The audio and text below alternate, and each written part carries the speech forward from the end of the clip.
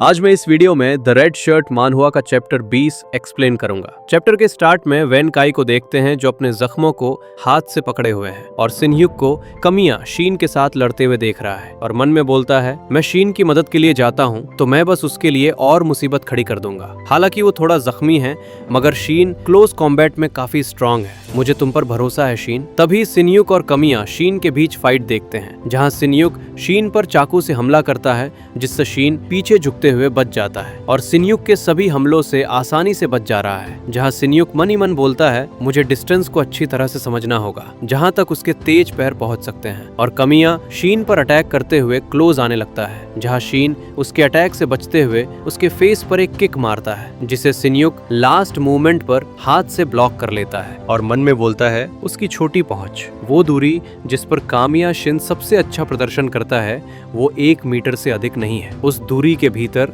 मैं एक भी हमले को लगने नहीं दे सकता और शिन के हमलों से आसानी से बच जा रहा था। तभी शिन मन में बोलता है सिह्युक वो मेरे हमलों को मोड़ रहा है और किसी भी गंभीर वार से बच रहा है, फिर क्या मुझे उसे थोड़ा और पुश करना चाहिए। और शिनह्युक पर हमला करते हुए पीछे धकेल रहा होता है जहाँ शिनह्युक अचानक से शिन के क्लोज आ जाता है जहाँ शिन मन में बोलता है क्या वो फिर से दूरी कम कर रहा है। ये उस शिह्युक की हरकतें नहीं है जिसे मैं जानता था पर उससे कोई फर्क नहीं पड़ेगा और शिनह्युक के गले पर चाकू से हमला करता है जहां शिनह्युक सिर को झुकाते हुए हमले से बचता है जहां शिन उस पे पैर से अटैक करने जाता है जहां शिनह्युक को पहले से इस हमले का अनुमान था और शिन पर चाकू से अटैक करता है जहां शिन को पहले ही खतरा का सेंस होता है जहां वो किक को नहीं मारता है और पीछे हटने लगता है जिससे शिनह्युक के अटैक से भी बच जाता है। जहां शीन मन में बोलता है अगर मैं टाइम पर पीछे नहीं हटता तो अभी मैं मर गया होता। उसमें ऐसी मूवमेंट्स हैं जो मैंने पहले नहीं देखी। ये मानना मुश्किल है कि ये बदलाव केवल समय बीतने के साथ हुआ है। कोरिया में किसी ने निश्चित रूप से उसे तलवार का इस्तेमाल करना सिखाया है और सिनह्युक को बोलता है अगर तुम अभी भी पहले जैसे होते तो मेरे हाथों आसानी से मारे जाते, पर ये भी इतना बुरा नहीं है। तुम और मैं कोल्ड स्टोरेज इकाई में पले बढ़े, हमें एक युद्ध के लिए डिस्पोजेबल प्रोडक्ट के रूप में पाला गया था। संघर्ष क्षेत्र के अनाथ होने के नाते और उस अंधेरे स्टोरेज यूनिट में हमने लिखना सीखने से पहले स्वाभाविक रूप से एक व्यक्ति को मारना सीख लिया था। कठोर ट्रेनिंग और ठंडी फर्श की आदत पड़ने के बाद वे सहने योग्य थे जब तक वो घटना नहीं घटी यानी और दोनों एक दूसरे पर अटैक करते हैं। तभी कमिया शीन का फ्लैशबैक दिखाया जाता है जहां अंधेरी जगह में कई लड़के भूखे रहते हैं जहां कमिया शीन भी रहता है जहां जमीन पर बैठा मन में बोलता है मुझे भूख लगी है। किसी बड़े व्यक्ति को आए हुए कई हफ्ते हो गए, आखिर स्टोरेज यूनिट के बाहर क्या हो रहा है। बिजली भी कट गई है, मेरे पास जो राशन बचा है वो भी। तभी के चिल्लाने की आवाज आती है इसे दो, वो मेरा है। जहां दो लोग को आपस में राशन के लिए लड़ते हुए देखते हैं जहां एक बोलता है कि क्या बात कर रहे हो, ये मेरा राशन है और दूसरा बोलता है तुमने कल अपना सारा राशन खा लिया था, मैंने तुम्हें देखा था। जहां उनमें से एक नीचे गिरे पत्थर के टुकड़े को उठाते हुए बोलता है बस मुझे दे दो हरामजादे, और उस पत्थर के टुकड़े से दूसरे को मार डालता है। उस दिन अंधेरी स्टोरेज यूनिट में पहली हत्या हुई। अचानक बदले हुए हालात के सामने बच्चे सहज रूप से स्थिति का आकलन कर सकते थे। अगर उन्होंने तुरंत पेट भरकर खाकर अपनी ताकत नहीं बचाई तो अगली बारी उनकी होगी। तभी एक लड़का को खाते हुए देखते हैं जो किसी को देखते हुए चिल्लाता है क्या देख रहे हो, अपने सिर नीचे करो, दफा हो जाओ तुम हरामजादों। जहां 3 लोग को देखते हैं जिसके मुंह से पानी गिर रहा होता है। तभी सभी लोग राशन के लिए एक दूसरे से लड़ने लगते हैं। तभी वहां कमिया शीन को देखते हैं जो अपने कानों को बंद करके बैठा हुआ है जिससे झगड़े का शोर ना सुनाई दे और मन में बोलता है सब पागल हो गए हैं, वे कल तक तो दोस्त थे लेकिन अब वे एक दूसरे को मार रहे हैं। क्या मुझे जिंदा रहने के लिए अपने दोस्तों को मारना पड़ेगा? मैं नहीं कर सकता। तभी कमिया शीन के हाथों को कोई छूता है जिससे शीन डर जाता है। तभी एक लड़के को देखते हैं जिसका फेस नहीं दिखता है और शीन को बोलता है शांत हो जाओ, मैं बस उन लोगों को ये बता रहा हूँ जो पागल नहीं हुए हैं। जहाँ कमिया शीन की आवाज सुनते हैं जहाँ बोलता है एक बच्चे की आवाज जिसकी प्रेजेंस ज्यादा नहीं थी।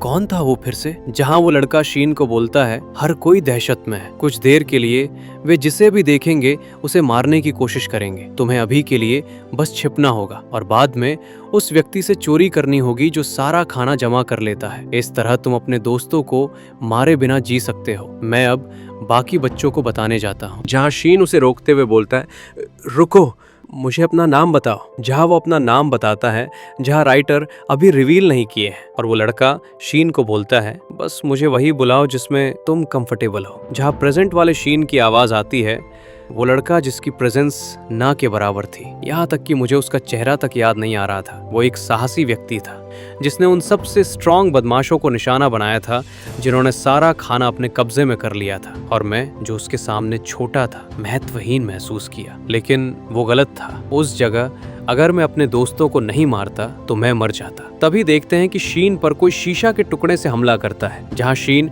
शीशे को हाथ से पकड़ के खुद को बचाता है और बोलता है, अल्बर्टो तुम ऐसा कैसे कर सकते हो, हम दोस्त थे। जहाँ अल्बर्टो रोते हुए बोलता है, मुझे माफ करना शीन, मुझे बस भूख लगी थी। तुम दूसरों के मुकाबले छोटे और कमजोर दिख रहे थे, इसलिए मेरे पास कोई चारा नहीं था। दूसरे वाले डरावने हैं। तभी शीन बोलता है, वो केवल उस जैसे मजबूत बच्चों पर लागू होता था। मेरे कमजोर दोस्त ने कुछ गलत नहीं किया, उसके पास कोई दूसरा विकल्प नहीं था। जहाँ शीन अपने दोस्त को मार डालता है, जहाँ आगे बोलता है, मुझे मेरे दोस्त की जेबों में खाने के लिए कुछ मिला, वो भोजन जो मैंने आत्मघृणा के साथ खाया, वो पहले से कहीं ज्यादा मीठा और स्वादिष्ट था। जो मुझे मेरे भोजन के अंत तक मिला वो गिल्ट का एक हिस्सा भी नहीं था और पेट भरने की खुशी थी। उसके बाद मैंने उस अंधेरे का आनंद लेना शुरू कर दिया। जब मैं भूखा था तो मैंने जितना चाहा उतना खाया, और अपने दोस्तों का बलिदान देकर मैं उतना ही ताकतवर बन गया जितनी मैंने ख्वाहिश की थी। वहाँ बहुत सारे डरपोक लोग थे जिन्होंने मुझे अपना सारा राशन दे दिया और खुद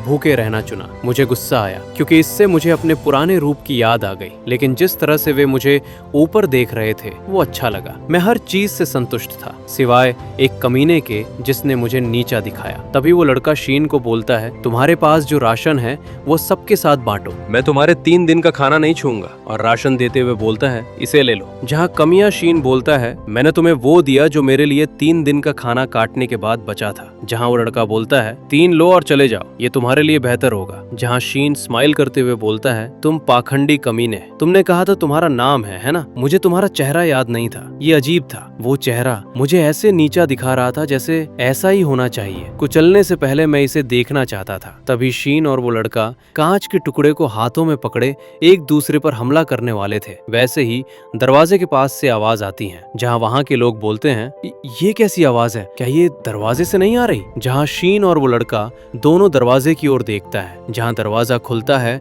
और दरवाजे से रोशनी आती है। जहाँ दरवाजा पूरा खुलता है, जहाँ कुछ बड़े लोगों को हाथों में गन लिए देखते हैं। जहाँ वे बोलते हैं, ये क्या, वे बच्चे लग रहे हैं, लगता है उन्हें इस जगह किडनैप किया गया था। शायद आतंकवादियों ने हवाई हमले करते समय इन्हें छोड़ दिया था। ये बच्चे इन्हें यहाँ छोड़े हुए कितना समय हो गया है। जहाँ उनमें से एक के हाथ पर बिच्छू का टैटू देखते हैं, जैसा हाउंड डॉग्स के सभी मेंबर के पास है, जो बोलता है, तुम 2 बच्चे जो खड़े हो, यहाँ क्या हुआ? जहाँ शीन बोलता है, मुझे याद आया वो परिचित चेहरा जिसे मैंने बचपन से देखा था। पीछे रहने वाले व्यक्ति के रूप में उसकी उपस्थिति एक छाया की तरह थी। वो कमीना जिसे मैं महत्वहीन समझता था वही था जिसकी मैंने अंधेरे में प्रशंसा की थी, सिंहयुक। और चैप्टर यही खत्म हो जाता है।